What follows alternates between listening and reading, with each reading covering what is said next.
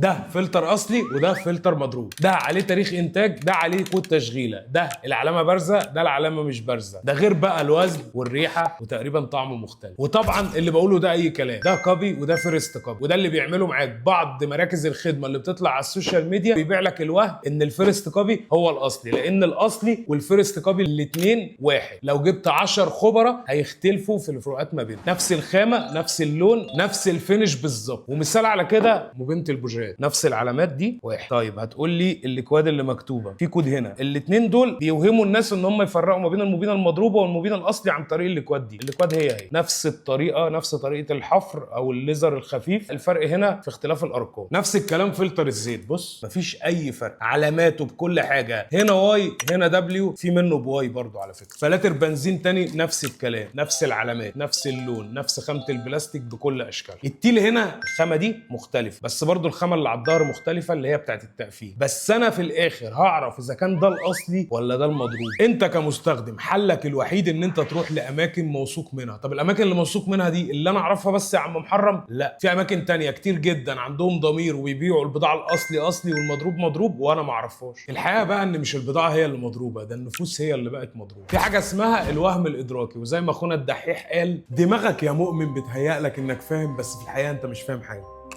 شكل اصلي، فلتر تقيل، ريحته حلوه، ده وهم. وزي ما قريت في كتاب في علم الادراك اسمه واي وي نيفر ثينك الون، هو اختصر ببساطه خالص اللي بيحصل في السوق المصري دلوقتي، لدرجه ان السوق بقى بايظ والهاي كوبي ده بقى هو نجم السوق. والحقيقه ان الخسران الوحيد في اللعبه دي هو اللي فاكر نفسه كسب، عشان اللي بيبيع لك الاصلي بسعره بتقول عليه طماع، واللي بيبيع لك الهاي كوبي على انه اصلي بسعره قليل بتقول عليه ان هو ابن حلال. فما تخليش حد يبيع لك الوهم، وروح لمكان موثوق فيه، وفي الاخر لو عطلت انت عارف هتعمل ايه؟ هتسال محرم.